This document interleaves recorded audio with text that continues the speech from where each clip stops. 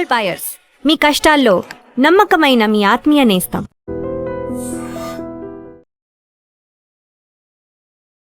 నమస్తే, నేను Kavitha. Welcome to I Dream news and నిజాలు. పాస్పోర్ట్ అనేది భారతదేశ పౌరసత్వానికి ఒక గుర్తింపు కార్డ్ కాదు అనేటువంటి మాట కేంద్ర ప్రభుత్వం చెప్పింది. పాస్పోర్ట్ కాదు, అలాగే ఆధార్ కూడా కాదు అనేటువంటి మాట చెప్పింది. అయితే భారతీయులు అని గుర్తించడానికి ఉన్నటువంటి ఆధారాలు ఏంటి, కార్డ్స్ ఏంటి? కేవలం ఎన్ఆర్సీ మీదే డిపెండ్ అవ్వాల్సినటువంటి పరిస్థితి ఉంటుందా? ఎందుకని పాస్పోర్ట్ని మన భారతీయత, మనం ఇదే భారతదేశానికి చెందినటువంటి పౌరులము, సిటిజన్షిప్ అనేది ఎందుకు గుర్తించట్లేదు? మనతో పాటుగా ఉన్నారు సీనియర్ జర్నలిస్ట్ సురేష్ కొచ్చతిల్ గారు. సార్ నమస్తే. సో పాస్పోర్ట్కి సంబంధించి గతంలో చాలా కేసులు చూసాం. అక్షయ్ కుమార్ దగ్గర నుంచి ఎమ్మెల్యేలు, ఎంపీలు, వాళ్ళు మన భారతీయులు కాదు, వాళ్ళకి విదేశీ పాస్పోర్ట్ ఉంది అనుకున్నప్పుడు వాళ్ళని అనర్హులుగా సుప్రీంకోర్టు అనౌన్స్ చేసింది. వాళ్ళని రద్దు చేసినప్పుడు మన దగ్గర ఎందుకని ఇప్పుడు మళ్ళీ సరికొత్తగా పాస్పోర్ట్ గురించి ఇంతలా మాట్లాడుకుంటున్నాం? ఇది ఎందుకంటే మనం అర్థం చేసుకుంటలేదు. పాస్పోర్ట్ ఏంటి, ఆధార్ ఏంటి, పాన్ ఏంటి, ఇట్లాంటి ఒక్కొక్క డాక్యుమెంట్కి ఒక్కొక్క పర్పస్ ఉంటుంది. రేషన్ కార్డ్ ఏంటంటే ఒక రేషన్ కార్డ్ అనేది ఒక వెల్ఫేర్ స్కీమ్ అవైల్ చేయడానికి. You might not be an Indian citizen. Okay, మీ ఆ పాన్ నెంబర్ ఏంటి? పాన్ అనేది ట్యాక్స్ కట్టడానికి, ట్యాక్సబుల్ ఇన్కమ్ దాని గురించి ఉన్న ఒక కార్డు. అక్కడ కూడా కంపెనీలకి పాన్ కార్డు ఉంటాయి. అంటే కంపెనీ సిటిజన్ అయిపోతారా? కారు కదా. మీకు డ్రైవింగ్ లైసెన్స్ అంటే ఏంటి? That enables you to drive a vehicle. అంతే. ఒక ఫారినర్ ఇండియాకి వచ్చిన తర్వాత he can take a licence, driving licence, కానీ that doesn't make him Indian citizen. Okay, then మా దగ్గర ఉంది ఆధార్ కార్డ్. ఈ ఆధార్ కార్డ్ ఇంట్రడ్యూస్ చేసినప్పుడే చాలా క్లియర్గా చెప్పారు, Aadhaar is an identity document. ఎందుకంటే అప్పుడు దాకా మన ఐడెంటిటీ డాక్యుమెంట్ లేకుండే మన దగ్గర. మనం ఏదో ట్రైన్లో వెళ్తున్నప్పుడు ఏదేదో చూపిస్తాం కాగితాలు, కానీ ఇది ఒక కార్డుగా మారిపోయింది, ఆధార్ కార్డు. కానీ ఆధార్ కార్డ్ సుప్రీంకోర్టుకి వెళ్ళిన తర్వాత ఒక జడ్జిమెంట్లో అక్కడ చాలా పెద్ద బెంచ్ కూర్చొని దీన్ని డిసైడ్ చేశారు, no, it is an identity document, not a citizenship document. దానికి చాలా కారణాలు ఉన్నాయి. ఒకటి, ఫ్రాడ్ చాలా జరిగింది.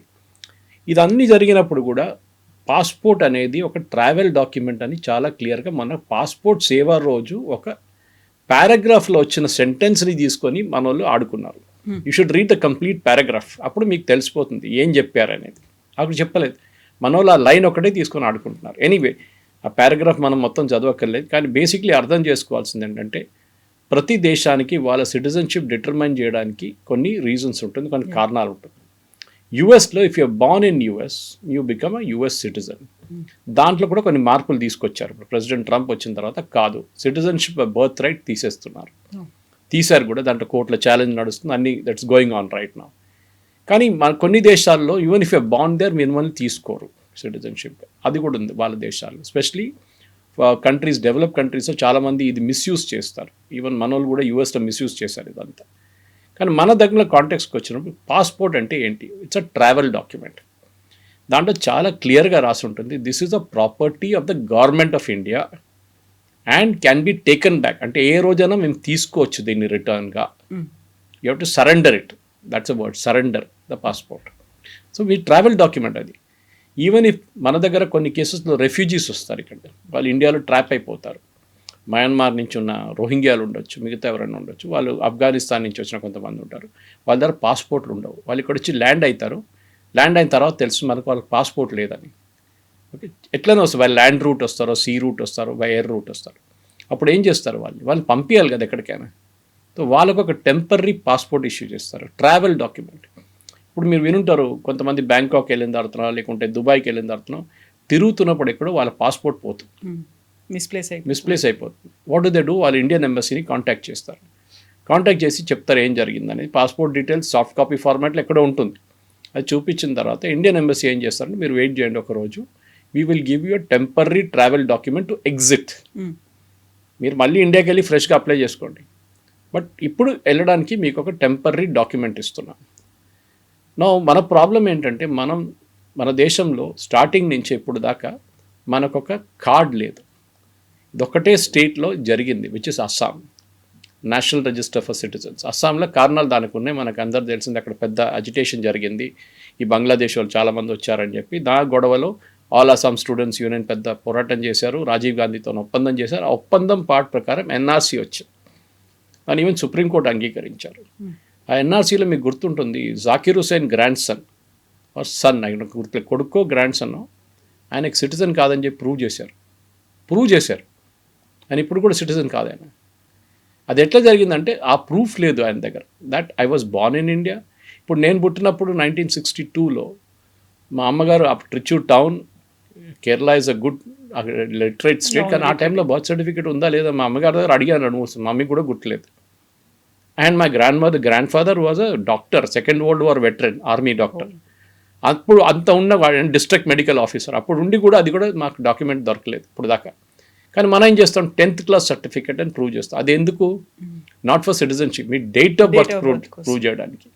ఓకే, ఆలోచించండి, అప్పుడు దాకా మనకు డేట్ ఆఫ్ బర్త్ ప్రూవ్ చేయడానికి ఒక డాక్యుమెంట్ లేకుండా 10th క్లాస్ సర్టిఫికేట్ మీద అది ఫర్జీ కావచ్చు కదా. Many people change the date of birth, joining డేట్లోనే వాళ్ళ డేట్ ఆఫ్ బర్త్ మార్చుకుంటారు ముందు. అంటే వాళ్ళు స్కూల్లో క్వాలిఫై కాలేదు కేజీకి, వాళ్ళు ఏం చేస్తారు అడ్మిషన్స్ కోసం కావాల్సినట్టుగా అది ఉండిపోతుంది. సో రియల్ బర్త్డే ఒకటి ఉంటుంది, వాళ్ళ ఆన్ రికార్డ్ బర్త్డే ఇంకోటి ఉంటుంది. ఇది చాలా కేసెస్లో నడుస్తుంది అనమాట. కానీ మనం అర్థం చేసుకోవాల్సిందంటే ఈ కాంటెక్స్ట్, ఎందుకంటే ఇది పెద్ద కాంట్రవర్సీ సోషల్ మీడియాలో జరుగుతుంది. కానీ మన వాళ్ళకి అర్థం కావట్లేదు ఏంటనేది. మోదీ గవర్నమెంట్ని తిట్టడము ఏంటిది పాస్పోర్ట్ కాదు, ఇది ఎప్పటి నుంచో ఇదే రూల్ ఉంది, కొత్తదేం కాదు. మన దగ్గర 2 చట్టాలు మెయిన్గా మనం చూడాల్సింది ఈ కాంటెక్స్ట్లో. ఒకటి citizenship amendment act of 1955, citizenship act, amendment కాదు, అమెండ్మెంట్ తర్వాత వచ్చింది. Citizenship act 1955 that defines who your citizen are అని. దాన్ని నేను ఎక్స్ప్లెయిన్ చేస్తాను కదా. దాంతోపాటు మీరు ఇంకోటి రీడ్ చేయాల్సింది పాస్పోర్ట్ యాక్ట్ ఆఫ్ 1967 అన్నమాట. పాస్పోర్ట్ యాక్ట్ ఆఫ్ 1967 చాలా క్లియర్గా ఏం చెప్తున్నా అంటే గవర్నమెంట్ మీకు ఒక డాక్యుమెంట్ ఇస్తున్నారు ఇంటర్నేషనల్లో ట్రావెల్ చేయడానికి, అంతే.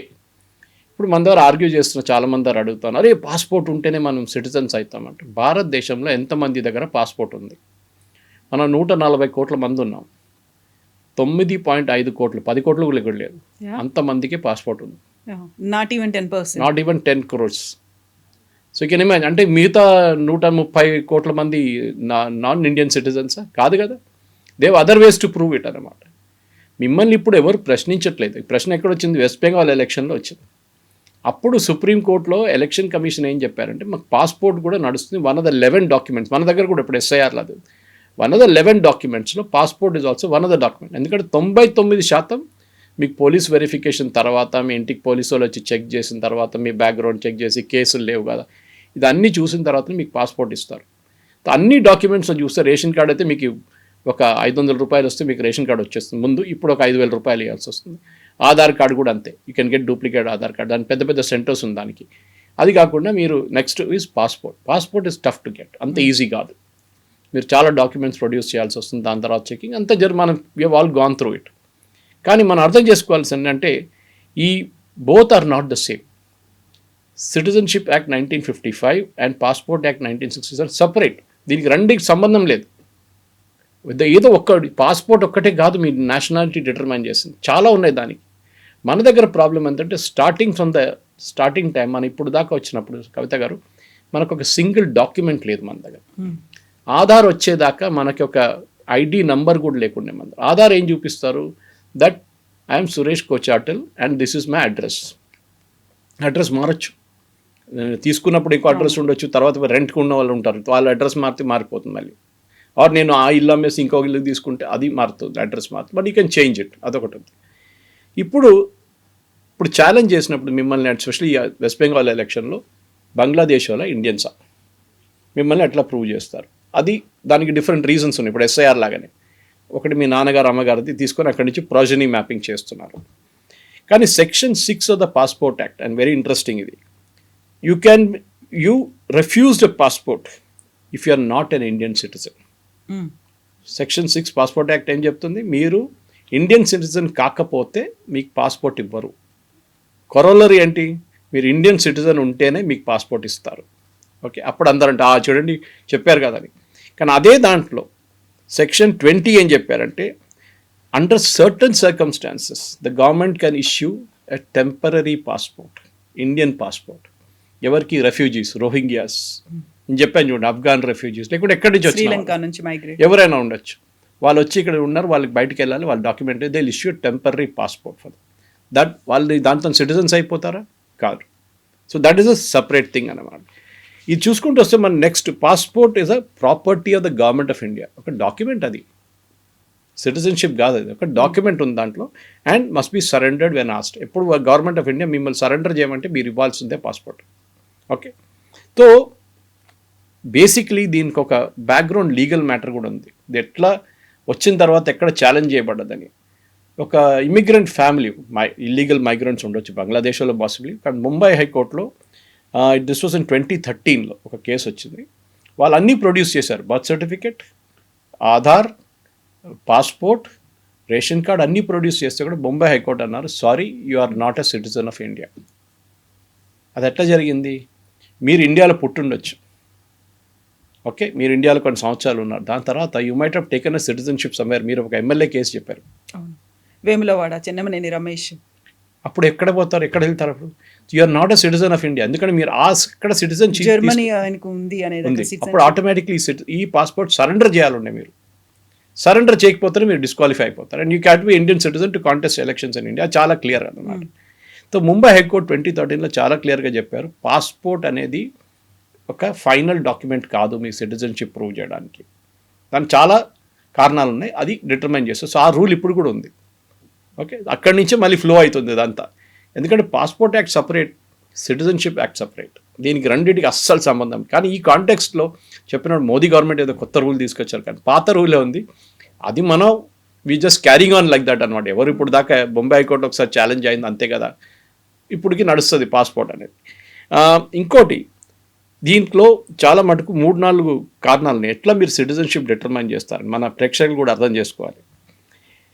ఇది యూనివర్సల్ డాక్యుమెంట్ కాదు. మనం ఒకటి చెప్పాం, మీరు ఎప్పుడు ఎట్లా సిటిజన్ కాబోతున్నారు ఇండియా కంటే, you can be a citizen by birth, మీరు ఇక్కడ పుట్టారు. రెండోది బై డిసెంట్, బై నాన్నగారు అమ్మగారి నుంచి. బై రిజిస్ట్రేషన్, ఓకే, రిజిస్ట్రేషన్ ఏంటి? సిటిజన్షిప్ అమెండ్మెంట్ యాక్ట్, అక్కడి నుంచి వచ్చారు. అద్నాన్ సామి ఉన్నారు, ఈజ్ అ పాకిస్తానీ సింగర్. ఇండియాకి వచ్చారు బిఫోర్ సిఏఏ. ఇండియాలో 10 సంవత్సరాలు ఉన్న తర్వాత ఆయన అప్లై చేశారు.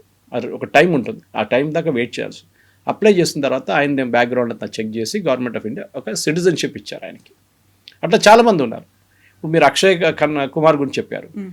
He has now I believe surrendered Canadian passport, Indian citizenship తీసుకున్నారు. It's easy, not a big issue. కానీ అక్కడికి వెళ్ళడం టఫ్ ఉంటుంది. మీరు ఇండియన్ సరెండర్ చేసి అక్కడ వెళ్ళిన కెనడియన్ సిటిజన్షిప్ ఇవ్వంటే ఆటోమేటిక్ ఎవరు వాళ్ళు, there's a waiting period, దానికి ప్రొసీజర్స్ ఉన్నాయి. Same with US also. ఇప్పుడు రెండవది or incorporation of territory. Sikkim భారతదేశంలో విలీనం అయినప్పుడు ఇండిపెండెంట్ నేషన్ ఉండే ముందు సిక్కిం, అప్పుడు అక్కడున్న సిటిజన్స్ అందరూ ఇండియన్ సిటిజన్స్ అయిపోయారు. గోవా 60s అనుకుంటా, 1960s, సమ్టైమ్స్ 62 or 63, ఆ టైంలో భారతదేశంలో విలీనం అయినప్పుడు all Goans became Indian citizens అనమాట. ఇది 5-6 ways of becoming Indian citizen.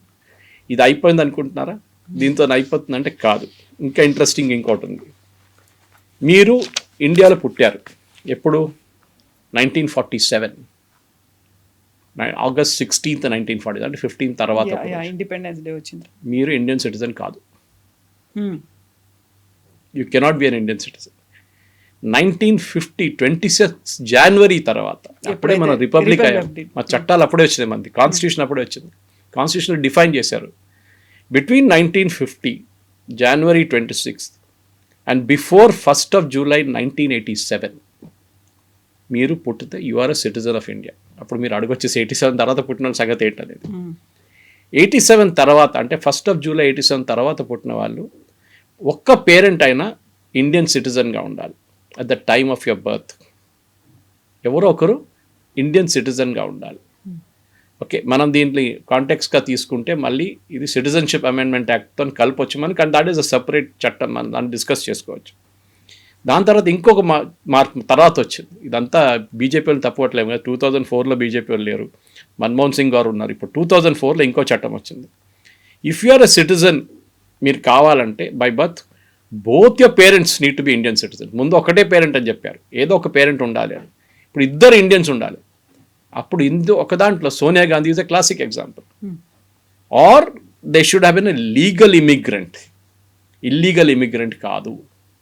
Legal immigrant అయితే వాళ్ళ పిల్లలు రాహుల్ గాంధీ, ప్రియాంక వాద్రా, వీళ్ళందరూ they become normal Indian citizens. ఇది ఇట్లాంటి కాంప్లికేషన్స్ ఉంది మన దాంట్లో. ఇదన్నీ ఇప్పుడు ఎవరు బయటికి తీసుకొచ్చి దాన్ని డిబేట్ చేయడం ఏం లేదు. ఒక్కొక్క టైంకి ఒక్కొక్క మార్పు తీసుకురావాల్సింది తీసుకొచ్చారు. ఎందుకంటే అప్పుడున్న గవర్నమెంట్ కనిపించింది ఎవరో మిస్యూజ్ చేస్తున్నారు, మనం దీంట్లో మార్పులు తీసుకురావాలని చెప్పేసి. ఈ పరిస్థితిలో ఇప్పుడు ఉన్నాం కవిత గారు. ఇప్పుడు చెప్పండి, ఇప్పుడు దీంట్లో తప్పేముంది? మీరు అడిగిన ప్రశ్న కరెక్టే. ఏం డాక్యుమెంట్ మళ్ళీ మనం ఎగ్జాక్ట్లీ మళ్ళీ అక్కడికే వస్తున్నాం. అసలు మనల్ని మనం ప్రూవ్ చేసుకోవాలంటే ఏముంటాయి? మనం పుట్టినప్పుడు అంటే అందరి దగ్గర రికార్డ్స్ అనేవి లేవు అనుకున్నప్పుడు. నేషనల్ రిజిస్టర్ ఆఫ్ సిటిజన్స్ పాకిస్తాన్లో ఉంది తెలుసా మీకు? మన దగ్గర అబ్జెక్ట్ చేస్తున్నారు ఓవైసీ లాంటి వాళ్ళు, ఎన్ఆర్సీ పెడితే ఇక్కడ వాళ్ళని తీసేస్తారు, అస్సాంలో చూడండి ఏం జరిగింది అని అంట. పాకిస్తాన్లో ఉంది ఎన్ఆర్సీ. ప్రతి దేశం మోస్ట్ కంట్రీస్లో ఒక రిజిస్టర్, ఒక డాక్యుమెంట్ ఉంటుంది, ఒక రిజిస్టర్ ఉంటుంది, దాంట్లో మీ పేరు ఉంటుంది, that you are a citizen of ఇండియాని. ఇప్పుడు కవిత మీ పేరో నా పేరో రిజిస్టర్లు ఎక్కడా లేదు. Technically that doesn't mean that మన ఇండియన్స్ కానీ మనం చేయాలి ఉండేది, చేయలేదు. Foreign secretary, former foreign secretary Nirupama Roy కూడా, రావు గారు మొన్న కామెంట్ చేశారు, ట్వీట్ చేశారు ఈ కాంట్రవర్సీ అంతా వచ్చిన తర్వాత. ఆమె అన్నారు ఈ పాత చట్టం నేను ఉన్నప్పుడు కూడా ఇదే ఉండే, కానీ ఒకటి మాట మనం అర్థం చేసుకోవాలి, భారతదేశంలో సర్టన్ పాయింట్స్ ఇన్ టైం ఒక్కొక్క చట్టం తీసుకొచ్చాం మనం. ఇక్కడ స్టాండర్డైజ్ చట్టం లేదు. ఫర్ ఎగ్జాంపుల్ మీరు పుట్టినప్పుడు మీ బర్త్ సర్టిఫికేట్ తయారు చేస్తారు, దాంట్లో ఫర్ ఎగ్జాంపుల్ నా పేరు సురేష్ కోచాట్లు ఉంటుంది, డబుల్ టీ ఉంది, కోచాటిల్ డబుల్ టీ, అక్కడ కరెక్ట్ రాశారు. కేజీ క్లాస్కి వచ్చినప్పుడు ఒక టీ డ్రాప్ అయిపోయింది, నేను కూడా చూసుకోలేదు, మా అమ్మగారు నాన్నగారు చూసుకోలేదు అనుకోండి, నాదైతే కరెక్ట్ ఉండే. కానీ 10th క్లాస్ దాకా వచ్చాను. 10th వచ్చినప్పుడు సడన్గా రియలైజ్ అయ్యి తప్పు, ఇది బర్త్ సర్టిఫికేట్ లేదు ఉంది, ఇక్కడేమో ఒకటే టీ ఉంది, సరే ఇది మార్చుకుంటాను. వాళ్ళు అంటారు సారీ 10 years మీరు ఏం చేశారు, ఓకే 10 కాదు 12 years కేజీ క్లాస్ ఇంక్లూడ్ చేస్తే, ఇప్పుడు మార్చలేము. రేపు మీరు పాస్పోర్ట్కి వెళ్తారు, ఏం చూపించాలి? That is the question. Birth సర్టిఫికేటా లేకుంటే 10th క్లాస్ సర్టిఫికేట్? ఇప్పుడు చాలా ఉన్నాయి అట్లాంటిది. నిన్న మనం డిస్కస్ చేసినప్పుడు ఎలక్షన్లో మ్యాపింగ్లో 88 లక్షల మంది తెలంగాణలో మ్యాప్ కావట్లేదంటే ఒక రీజన్ ఇది.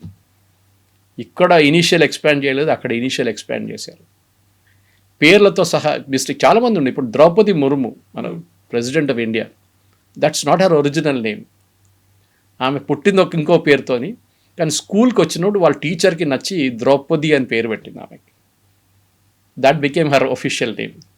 ఆ టైంలో మీరు ప్రాబ్లం లేదు, ఎందుకంటే స్కూల్కి ఒకసారి వచ్చినప్పుడు that is taken as a document అక్కడ. కానీ చాలా కేసెస్లో మీరు మహారాష్ట్రియన్ ఉమెన్, మోస్ట్లీ నార్త్ ఇండియాలో కొన్ని కల్చర్స్లో ఉన్నాయి, వాళ్ళ ఫస్ట్ నేమ్ కూడా మార్చుకుంటారు పెళ్లి తర్వాత. అప్పుడు మీరు ఏం చేస్తారు? పాస్పోర్ట్ ఏం చేస్తారు, మీ బర్త్ సర్టిఫికేట్ ఏమవుతుంది, మీ ఆధార్ కార్డ్ ఏమవుతుంది, అన్నిట్లో మార్చుకోవాల్సి వస్తుంది. అండ్ సర్టిఫికేట్స్ ఇవన్నీ కూడా, education certificate very tough. Education certificate మార్చలేము, you can change other things. ఈ ప్రాబ్లం మన దాంట్లో ఉంది. మన దేశంలో డిఫరెంట్ పాయింట్స్ ఆన్ టైంలో మనం డిఫరెంట్ పేర్లు పెట్టుకున్నాం, మార్చుకున్నాం పేర్లు.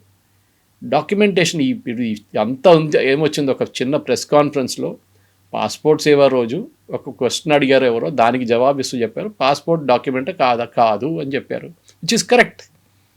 కానీ దాని ఇంత పెద్ద ఇష్యూ చేసి మోదీ గవర్నమెంట్ సడన్గా తీసేసేది ఏంటిది, మొన్నదాకా ఎస్ అని చెప్పారు, ఇప్పుడు నో చెప్తున్నారేంటి అని చెప్పి. అది కాదు, passport can be a proof of Indian citizenship for voting అని చెప్పింది ఎలక్షన్ కమిషన్ ఆఫ్ ఇండియా.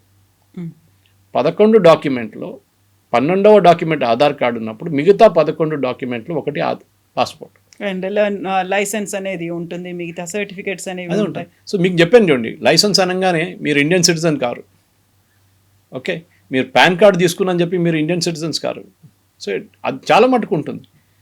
ఇట్లాంటి ప్రాబ్లమ్ను మనం సార్ట్అవుట్ చేయాలంటే ఎన్ఆర్సీ ఈజ్ ఓన్లీ సొల్యూషన్. కానీ ఎన్ఆర్సీ అని చెప్పంగానే మన వాళ్ళందరూ, కాంగ్రెస్ వాళ్ళు, ఎంఐఎం వీళ్ళందరూ వచ్చి గొడవ చేస్తారు. దీనికన్నా ముందు కూడా గవర్నమెంట్ ఆఫ్ ఇండియా ప్రపోజ్ చేశారు ఎన్ఆర్సీ తీసుకురావాలి. మనకు ఒక నేషనల్ రిజిస్టర్ కావాలి కదా, అది కాకుండా కాదు. This problem will exist life long అన్నమాట. సిటిజన్షిప్ అనేది ఒక పెద్ద ఇష్యూ మన దాంట్లో. ఆ సిటిజన్షిప్ ప్రూవ్ చేయాలంటే పాస్పోర్ట్ ఒక్కటే కాదు, ఒక నేషనల్ రిజిస్టర్ ఆఫ్ సిటిజన్. ఇప్పుడు దాన్ని మొదలు పెట్టాలంటే ఎక్కడి నుంచి మొదలు పెడతారు మీరు? Okay, you have to start from 1950 onwards. అప్పుడు అడుగొచ్చి 47 and 50 నడిమిట్లో పుట్టిన వాళ్ళ సంగతి ఏంటి? సిటిజన్సే వాళ్ళు కూడా, కానీ డెఫినేషన్ దాని తర్వాత వచ్చింది. బికాజ్ సిటిజన్షిప్ యాక్ట్ 1955లో వచ్చింది, కానీ 50 నుంచి మనం కట్ ఆఫ్ డేట్ తీసుకుంటాం దాన్ని. ఇది చాలా మట్టుకు ఈ కన్ఫ్యూజన్ క్రియేట్ చేస్తుంది. యాక్చువల్లీ దీని గురించి మనం వరీ చేయక్కర్లేదు యాక్చువల్లీ. స్పెషల్ ఇంటెన్సివ్ రివిజన్ జరుగుతున్నటువంటి సమయంలోనే అక్కడే లక్షలు కోట్లలో వాళ్ళని తీసేస్తున్నారు అనుకున్నప్పుడు సడన్గా మీరు భారతీయులని గుర్తించడానికి ఇది ఒక ట్రావెల్ డాక్యుమెంట్ పాస్పోర్ట్ అనేది, అది ఒక కన్ఫ్యూజన్గా ఉంది. గతంలో ఆధార్కి సంబంధించి ఇలాంటి కన్ఫ్యూజనే ఉంది. అందరినీ ఆధార్ చేయించుకోమన్నారు, ప్రతి ఒక్కరికి ఒక గుర్తింపు, స్పెషల్ గుర్తింపు అనేది ఉంటుంది. ఎవరికి ఇస్తారు? భారతీయులకే కదా ఆధార్ ఇచ్చేది. అలాంటప్పుడు ఇది కాదు అనుకుంటే ఇంకేం మిగిలింది? ఇప్పుడు బర్త్ సర్టిఫికెట్లో కూడా స్కూల్ అడ్మిషన్స్లో వాళ్ళకి ర్యాండమ్గా ఏదో ఒకటి గుర్తొస్తుంది. 15th August, January 1st, most మెజారిటీలో ఇలాంటివే కనిపిస్తాయి. ఒకళ్ళకి బర్త్ సర్టిఫికేట్ లేదు అనుకున్నప్పుడు, ఇవన్నిట్లలోనూ క్లారిటీ లేదు, మిస్ అవుతోంది, గందరగోళమే ఉంది అనుకున్నప్పుడు మరి నేను భారతదేశంలో ఉన్నా, నేను భారతీయురాలను అవునా కాదా, నాకు గుర్తింపుకి ఏంటి ప్రాబ్లం లేదు. మనం విఆర్ ఇండియన్ సిటిజన్స్, ప్రాబ్లం లేదు. బేసిక్లీ మీరు చదివారు, మీ ఎడ్యుకేషనల్ సర్టిఫికేట్స్ ఉంది, మీ అమ్మ నాన్నగారితో ఒక కనెక్షన్ ఉందని చూపించం, కానీ ప్రాబ్లం ఉండదు. ఇప్పుడు స్పెషల్ ఇంటెన్సివ్ రివిజన్ జరుగుతున్నప్పుడు ఈవెన్ ఆధార్ గురించి మేము మాట్లాడాం. వెస్ట్ బెంగాల్లో చూసాం మనం, ఆల్మోస్ట్ 8-9% ఆధార్ కార్డ్స్ వర్ ఫేక్. ఓకే, ఆధార్ కార్డ్ ఒక 2 టైప్ ఫేక్ ఆధార్ కార్డ్స్ ఉంటుంది. ఒకటి ఆ 16 digit it self is fake. మీరు ఆ 16 digit ఏదైనా ఆధార్ డేటాబేస్లో ఎంటర్ చేస్తే డస్ నాట్ ఎగ్జిస్ట్ అని వస్తుంది. అంటే వాడు కావాలని చెప్పి పాప వాడి దగ్గర 5,000 రూపాయలు తీసుకొని వాడికి ఆధార్ తయారు చేసి వాడు చాలా హ్యాపీ, వాడు తీసుకొని తిరుగుతున్నాడు లోకమంతా, భారతదేశం అంతా. కానీ ఇంక రెండోది ఏంటంటే యాక్చువల్ ఆధార్ కార్డ్ తయారు చేస్తారు, which is even more dangerous. అది ఇప్పుడు కాదు, ఈ కమ్యూనిస్ట్ వాళ్ళ హయాంలో వెస్ట్ బెంగాల్లో మొదలైంది, తర్వాత అస్సాంలో జరిగింది.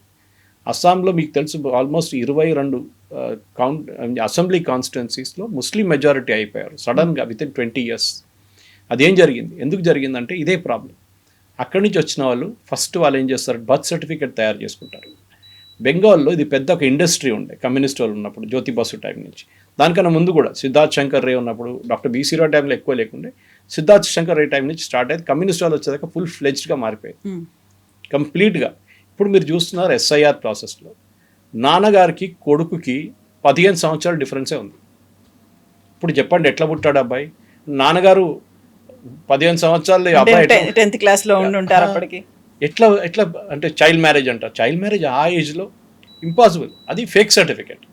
ఓకే, అది బహుశా ఆయన తప్పు కూడా ఉండొచ్చు. ఒక్కొక్కసారి వాళ్ళ టీచర్ అడుగుంటారు ఎప్పుడు పుట్టారంటే 1st January 1990 అని చెప్పేస్తారు. కొంతమంది ఉన్నారు అట్లా ఉంటారు. చాలామంది చూడండి డేట్ తెలియని వాళ్ళంతా 1st January ఉంటారు. వాళ్ళు టీచర్ చెప్పేసి, ప్రిన్సిపల్ చెప్పే అది నీ లేదా, లేదు సార్ నేనే రాస్తున్నా, అది తీసుకో. ఇది ఎస్పెషల్లీ రూరల్ ఏరియాస్లో. ఇప్పుడు ఎక్కడ పుట్టినా కానీ బర్త్ సర్టిఫికేట్ కంపల్సరీగా తీసుకుంటున్నారు. మీరు మన సిటీలో ఉంటే జిహెచ్ఎంసీలో వెళ్ళి మీరు ఆ ఫీ కట్టేస్తే మీకు బర్త్ సర్టిఫికేట్ ఇస్తారు, తీసుకోవాల్సింది. కానీ ఆ టైంలో లేదు అది.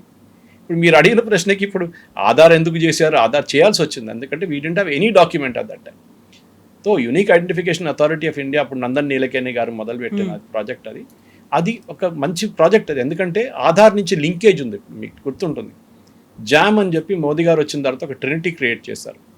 జన్ధన్ యోజన, ఆధార్ అండ్ మొబైల్, ఈ మూడింటిని లింక్ చేశారు బ్యాంక్ అకౌంట్కి.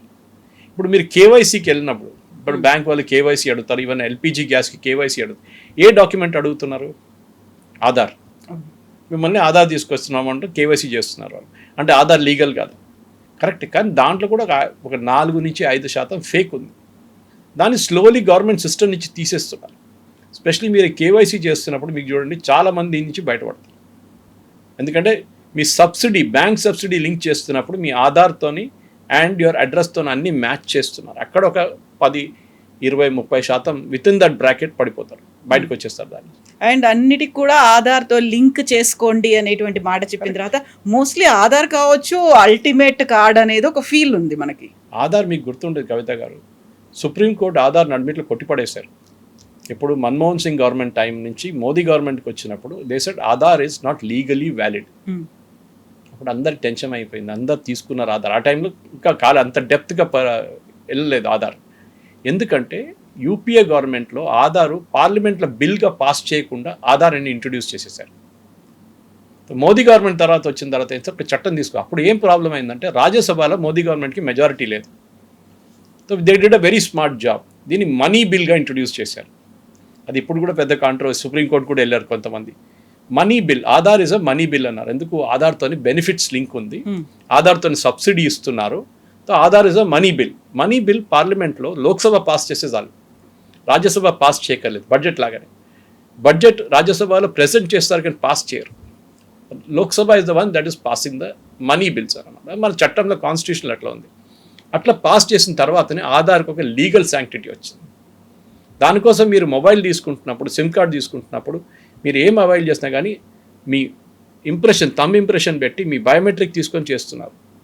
ఆధార్ యాక్చువల్లీ చాలా వెరీ యూస్ఫుల్. ఎందుకంటే ఒక ఆధార్ ఉన్న మనిషి ఇంకొక ఆధార్ మనిషి కాలేరు.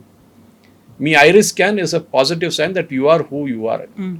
మన దాంట్లో తెలుసు మనకు 1 in a million, 1 in 5 millionకి ఒక సేమ్ థంబ్ ఇంప్రెషన్ వస్తుంది. రాదు, అది ఫింగర్ ప్రింట్స్ మారదు, యునీక్ ఫింగర్ ప్రింట్స్ ఉంటుంది మనకెప్పుడు.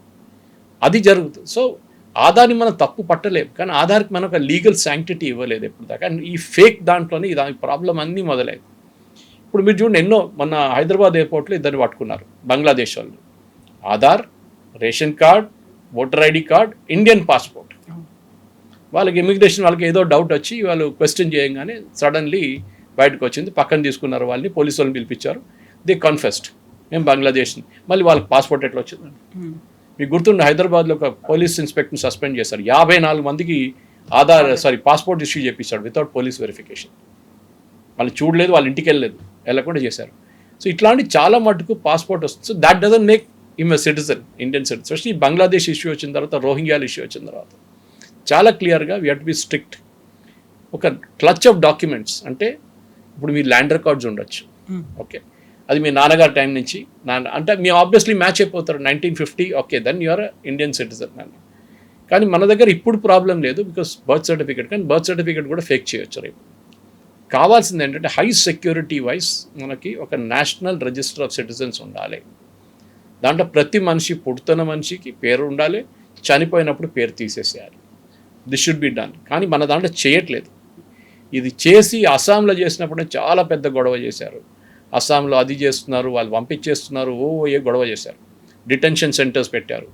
కానీ సుప్రీంకోర్టు కరెక్ట్ అన్నారు, yes what you're doing is correct. కానీ దాన్ని మిగతా స్టేట్స్కి ఎందుకు ఎక్స్టెండ్ చేయలేదు? బహుశా నేను అనుకుంటాను మోదీ గవర్నమెంట్కి ఇది ఒక గోల్డెన్ ఆపర్చునిటీ. కవిత గారు, ఒక ఎక్స్క్యూజ్ అయిపోయింది. ఇప్పుడు మీరు అందరూ ఏడుస్తున్నారు కదా, సిటిజన్షిప్ లేదు, మనం పని చేద్దాం. We will now bring a national register citizen. మన చట్టంలో ఉంది, we will now reactivate it. అది చేయాల్సింది. చేస్తే బహుశా ఈ ప్రాబ్లంకి ఒక సొల్యూషన్ వస్తుంది. కానీ అప్పుడు దాకా పాస్పోర్ట్ ఉందిలే, దానికోసం నేను ఇండియన్ సిటిజన్ అంటే, పాస్పోర్ట్ లేకుండా నేను ఇండియన్ సిటిజన్. నేను చెప్పాను చూడు, 9 మందికే పాస్పోర్ట్, 9 కోట్ల మందికే ఉంది. మిగతా మంది ఏం చేస్తారు? 140 కోట్ల మంది ఉన్న మన population. So they are not Indians, they are Indian citizens. కానీ మనం ఎవ్రీ పాయింట్ ఇన్ టైం ఒక్కొక్క చట్టం తీసుకొచ్చాం. మనం నెహ్రూ టైంలో ఒక చట్టం ఉండే, ఒక సిటిజన్షిప్ యాక్ట్ తీసుకొచ్చాం, పాస్పోర్ట్ యాక్ట్ తీసుకొచ్చాం. 64 ఈ passed, I think this came in 67 somewhere. So దాని తర్వాత ఇందిరాగాంధీ హయాంలో అప్పుడు న్యాచురల్లీ. దాని తర్వాత మార్పు మన్మోహన్ సింగ్ టైంలో. చాలా మటుకు అట్లా మార్పులు తీసుకొస్తూనే ఉంటారు వీళ్ళు. మీరు ఈవెన్ కొన్ని చట్టాలు చూడండి, మీరు సిటిజన్షిప్ యాక్ట్ పక్కన పెట్టేస్తే కూడా మీరు సిఏఏ తీసుకొచ్చారు. సిఏఏలో ఆఫ్ఘనిస్తాన్, పాకిస్తాన్, బంగ్లాదేశ్ నుంచి వచ్చిన మైనారిటీ వాళ్ళకి సిటిజన్షిప్ ఇస్తారు. నేను అద్నాన్ సామి ఎగ్జాంపుల్ ఇచ్చాను మీకు. అద్నాన్ సామి came to the natural process. కానీ వీళ్ళు మైనారిటీస్. అద్నాన్ సామి ఈజ్ నాట్ అ మైనారిటీ. అని పాకిస్తాన్లో ఉన్న ముస్లిం, అక్కడున్న Hindu, Parsi, Jain community, Buddhist community, వీళ్ళు అందరు దాంట్లో వస్తారు. వాళ్ళకు ఒక కట్ ఆఫ్ డేట్ ఇచ్చారు. ఈ కట్ ఆఫ్ డేట్ ముందు వచ్చింటే మీకు ఇమీడియట్గా సిటిజన్షిప్ ఇచ్చేస్తారు. దాని తర్వాత వచ్చిన వాళ్ళు 10 సంవత్సరాలు వెయిట్ చేసి అప్లై చేయాల్సి వస్తుంది. డస్ దట్ మీన్ దట్ వీళ్ళకే ఇస్తారు? కాదు. ఎవరికైనా ఇండియన్ సిటిజన్షిప్ అప్లై చేయొచ్చు. కానీ దానికి కొన్ని చట్టాలు ఉన్నాయి, కొన్ని రూల్స్ ఉన్నాయి, రెగ్యులేషన్స్ ఉన్నాయి. ఏంటి? ఒకటి, డ్యూయల్ సిటిజన్షిప్ హోల్డ్ చేయకూడదు.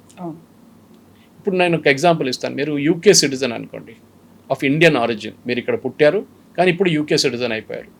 మీరు ఇండియాలో ఒక ప్రాపర్టీ కొనాలి, మీకు యూఆర్ అలౌడ్. దానికి ఆధార్ కార్డు కావాలి. మీ ఆధార్ కార్డు తీసుకోవచ్చు.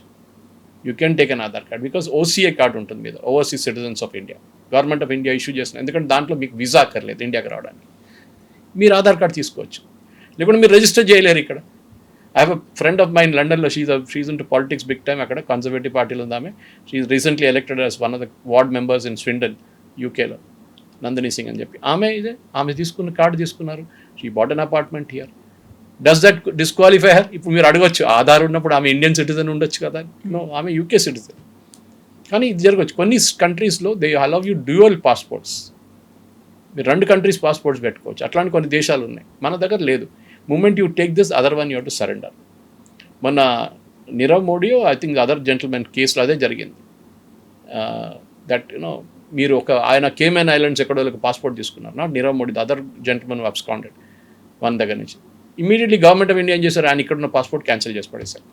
Mehul Choksi, Mehul Choksi, yes correct. So ఇది ఒకటి ఉంది, మీరు ఒక ప్లేస్లో యుఎస్ సిటిజన్షిప్ తీసుకుని you automatically surrender the Indian passport అన్నమాట. ఇది ఉంటుంది.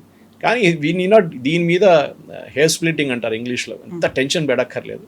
స్కూల్ మనకి ఒక ఐడియల్ ఆపర్చునిటీ, మనకు ఒక నేషనల్ సిటిజన్షిప్ రిజిస్టర్ ఎన్సిఆర్ మనకు కావాలి, national register of citizen NRC. So దానికోసమే ఇలాంటివన్నీ క్రియేట్ చేశారు అల్టిమేట్ గా ఎన్ఆర్సీని పట్టుకురావడానికి. ప్రెస్ కాన్ఫరెన్స్ లో వచ్చింది, ఒక పారాగ్రాఫ్ చదవండి, ఆ పారాగ్రాఫ్ మొత్తం చదివితే మీకు అర్థమైపోతుంది, నథింగ్ కన్ఫ్యూజన్ ఉంది.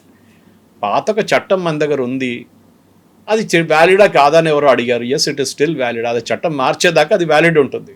రేపు ఆ చట్టం మార్స్తే then there will be no problem. ఇప్పుడుకున్న దాంట్లో టెన్షన్ పడక్కర్లేదు, మీకు చాలా మటుకుంది. మన దాంట్లో ఇప్పుడున్న పిల్లలకి, పుడుతున్న పిల్లలకి ప్రాబ్లం లేదు. At least those are born from 1990s అవే 1980sలో కూడా బర్త్ సర్టిఫికేట్స్ తయారు చేస్తున్నారు. మా ఫ్రెండ్ ఒకరు యూఎస్లో he wanting to take a green card, ఆయన పుట్టింది ఇందోర్లో, and he must been born the same 1970sలో పుట్టుంటారు ఆయన. నాకు అడిగారు, సురేష్ నాది బర్త్ సర్టిఫికేట్ లేదు, ఇక్కడ గ్రీన్ కార్డ్ కోసం బర్త్ సర్టిఫికేట్లు అడుగుతున్నాను.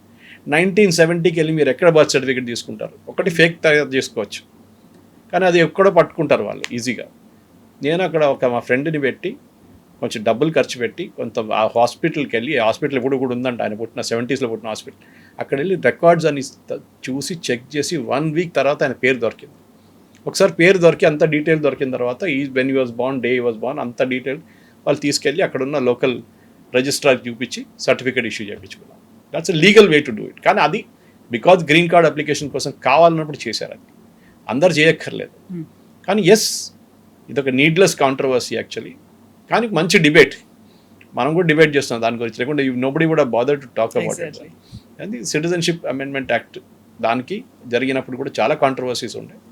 ఇప్పుడు ఈ కాంట్రవర్సీ వచ్చిన తర్వాత ఒక నేషనల్ రిజిస్టర్ ఫర్ సిటిజన్ చేయాల్సింది, that is compulsory. Yes, sir. Thank you so much. Thank you very much.